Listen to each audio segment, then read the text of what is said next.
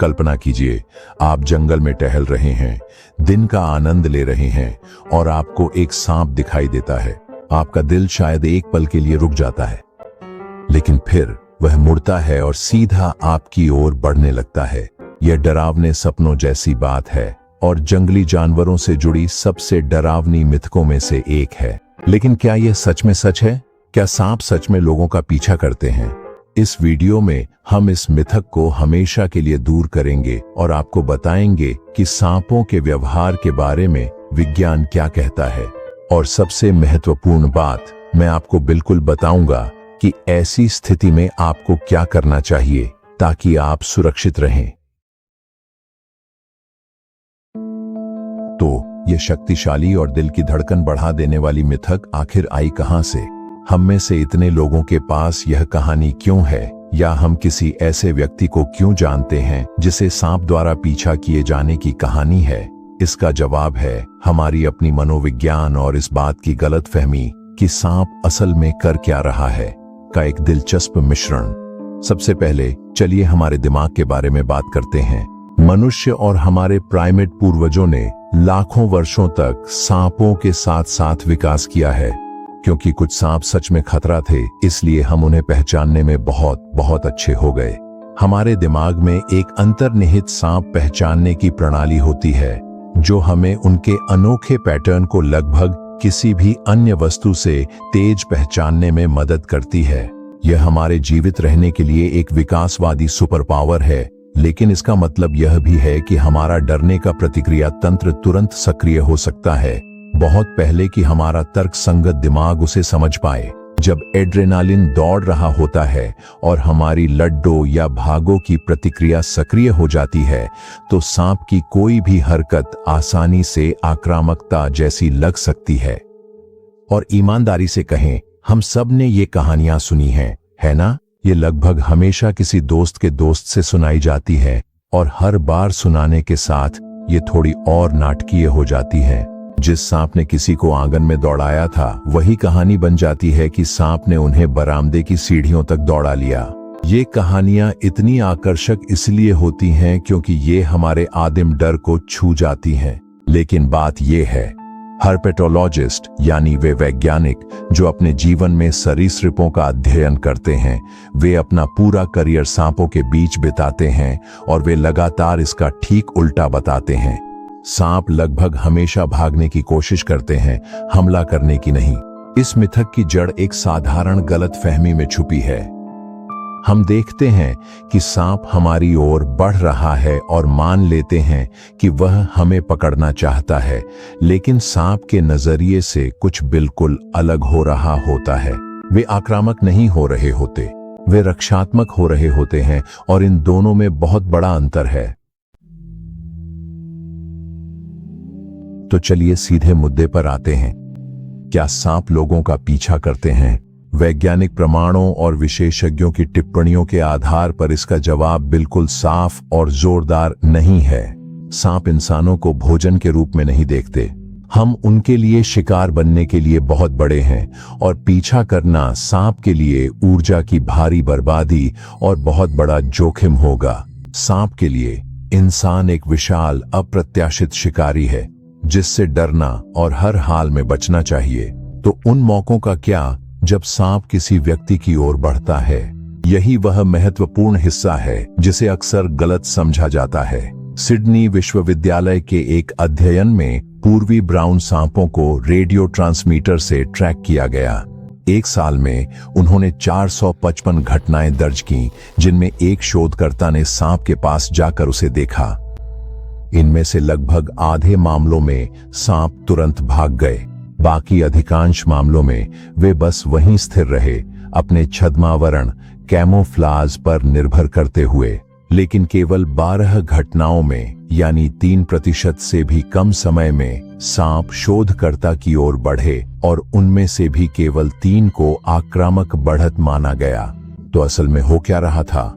इसके 3 मुख्य कारण हैं, और इनमें से कोई भी शिकार करने के लिए पीछा करना नहीं है।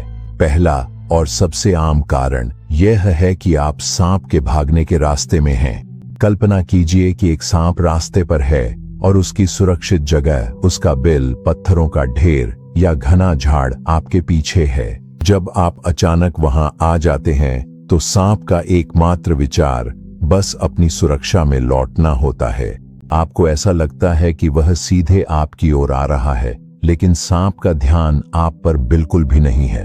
वह अपने बिल की ओर बेतहाशा दौड़ रहा है और आप बस उसके रास्ते में आ गए हैं। इसे ऐसे सोचिए जैसे कोई व्यक्ति जलती हुई इमारत से भाग रहा हो। वे आपकी ओर नहीं भाग रहे हैं, वे बस एकमात्र निकास तक पहुंचने की कोशिश कर रहे हैं। दूसरा, सांप एक दिखावटी हमला कर रहा है। यह तब होता है जब सांप खुद को घिरा हुआ महसूस करता है। आखिरी उपाय के तौर पर वह खतरे यानी आपकी ओर अचानक और थोड़ी दूर तक तेजी से बढ़ता है। यह एक रक्षात्मक प्रदर्शन है जिसका उद्देश्य आपको चौंकाकर पीछे हटने के लिए मजबूर करना है ताकि सांप को दूसरी दिशा में भागने का मौका मिल सके। कुछ प्रजातियां जैसे केप कोबरा और रिंग हॉल्स इन दिखावटी हमलों के लिए जानी जाती हैं, जहां वे कुछ फीट तक तेजी से आगे बढ़ सकते हैं और फिर तुरंत भाग जाते हैं। यह पूरी तरह से डराने धमकाने की कोशिश है। सांप अपनी शारीरिक भाषा से मूल रूप से यह चिल्ला रहा है, पीछे हटो और मुझे जाने दो। उसका आपसे टकराने का कोई इरादा नहीं है। और तीसरा, यह बस घबराहट का एक पल हो सकता है। जैसे आप सांप को देखकर चौंक गए, वैसे ही आपने भी उसे चौंका दिया है। एक घबराया हुआ जानवर हमेशा तर्कसंगत निर्णय नहीं लेता। कभी कभी वह किसी भी दिशा में अचानक भाग सकता है, जो आपके तरफ भी हो सकती है, इससे पहले कि वह खुद को संभाले और सही तरीके से भाग जाए। यह समझने के लिए कि पीछा करना एक मिथक क्यों है, आपको सांप की रक्षा की भाषा को समझना होगा। इन जानवरों के पास ऐसे कई व्यवहार होते हैं जो शारीरिक लड़ाई से बचने के लिए बनाए गए हैं। उनका उद्देश्य आपको डराकर भगाना है, न कि आपका पीछा करना। आइए फुफकारने और शरीर को फुलाने से शुरू करते हैं। एक सांप अपने शरीर में हवा भरकर खुद को बड़ा और अधिक डरावना दिखाने की कोशिश करता है, जो एक सार्वभौमिक चेतावनी संकेत है कि मैं बड़ा और खतरनाक हूं, दूर रहो। कुछ प्रजातियां इससे भी आगे बढ़ जाती हैं। कोबरा अपने शरीर को ऊपर उठाने और गर्दन फैलाकर हुड बनाने के लिए जाने जाते हैं। अध्ययनों से पता चला है कि यह प्रदर्शन इंसानों में डर की प्रतिक्रिया को प्रभावी ढंग से ट्रिगर करता है, जिससे यह एक अत्यंत सफल चेतावनी संकेत बन जाता है। हॉगनोद सांप अपने पूरे सिर और गर्दन को झपटा कर लेते हैं, और अगर यह काम नहीं करता तो वे अक्सर आखिरी उपाय के रूप में मरे होने का नाटक करते हैं। ये सभी नाटकीय प्रदर्शन संघर्ष शुरू होने से पहले ही उसे रोकने के लिए किए जाते हैं। फिर आता है पूंछ हिलाना।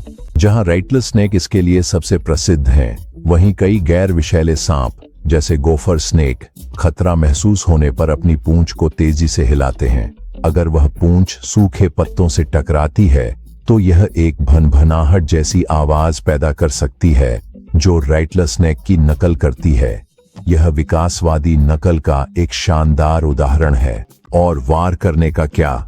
वार अक्सर अंतिम चेतावनी होता है और यह बेहद कम दूरी की क्रिया होती है।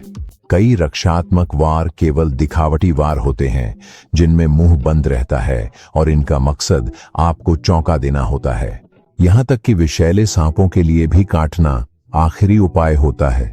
विष एक कीमती संसाधन है जिसका इस्तेमाल भोजन पकड़ने के लिए किया जाता है। इसे किसी ऐसी चीज पर बर्बाद करना जिसे वे खा नहीं सकते, जैसे कि इंसान, सांप हर हाल में टालना चाहेगा। इनमें से कोई भी व्यवहार पीछा करने के लिए नहीं बने हैं। ये एक डरे हुए, घिरे हुए जानवर के हथियार हैं जो चाहता है कि आप वहां से चले जाएं। ये जानना कि सांप आपका पीछा नहीं करते दिलासा देता है, लेकिन जब कोई सांप आपकी ओर आता दिखे तो डर लगना स्वाभाविक है। यहीं पर ज्ञान आपकी सुपर पावर बन जाता है। सही प्रतिक्रिया देना न केवल आपको सुरक्षित रखता है, बल्कि जानवर की जगह की जरूरत का भी सम्मान करता है। यहां आपके लिए चरण दर चरण सुरक्षा गाइड है। पहला कदम, स्थिर हो जाए।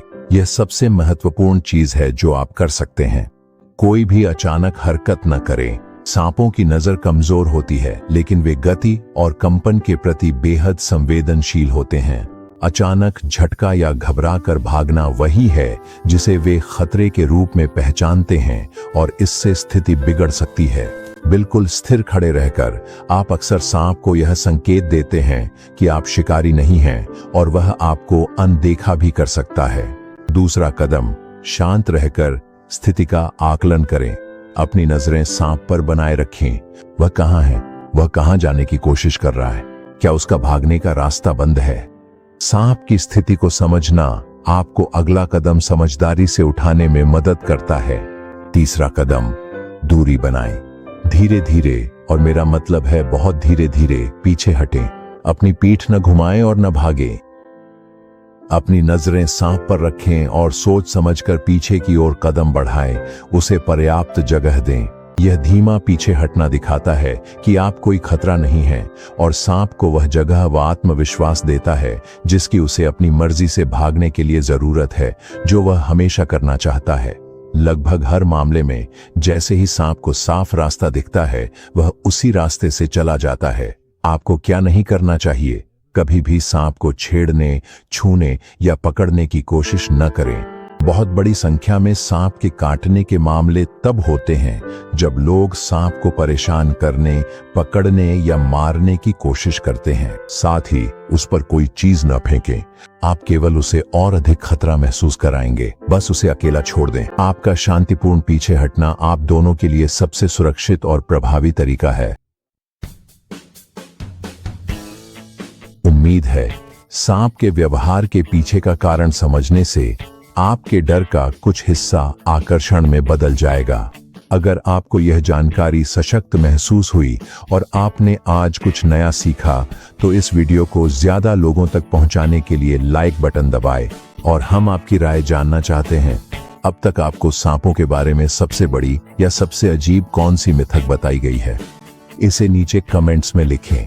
हम सभी कमेंट्स पढ़ते हैं। और बेशक अगर आप और भी मिथकों का भंडाफोड़ करना चाहते हैं और वन्य जीवों के बारे में सच्चाई जानना चाहते हैं, तो सब्सक्राइब करें और नोटिफिकेशन बेल दबाएं। तो क्या सांप सच में इंसानों का पीछा करते हैं? विज्ञान द्वारा समर्थित उत्तर है बिल्कुल नहीं। वो डरावनी छवि जिसमें एक सांप लगातार पीछा करता है, एक मिथक है जो हमारी आदिम डर और एक डरे हुए जानवर की खुद को बचाने की बेताब कोशिश को गलत समझने से पैदा हुआ है। जो पीछा जैसा लगता है, वह लगभग हमेशा एक सांप का आपसे बचकर सुरक्षित जगह जाने या आपको डराने के लिए झूठा हमला करने की कोशिश होती है ताकि वह भाग सके। वे आक्रामक नहीं होते, वे डरे हुए होते हैं। सांप शर्मीले, एकांत प्रिय जीव हैं जो हमारे पारिस्थितिकी तंत्र में महत्वपूर्ण भूमिका निभाते हैं। उनके व्यवहार को समझकर हम इन मिथकों से आगे बढ़ सकते हैं और उन्हें वैसे देख सकते हैं जैसे वे हैं, रोमांचक जीव जो बस जीवित रहने की कोशिश कर रहे हैं। देखने के लिए धन्यवाद।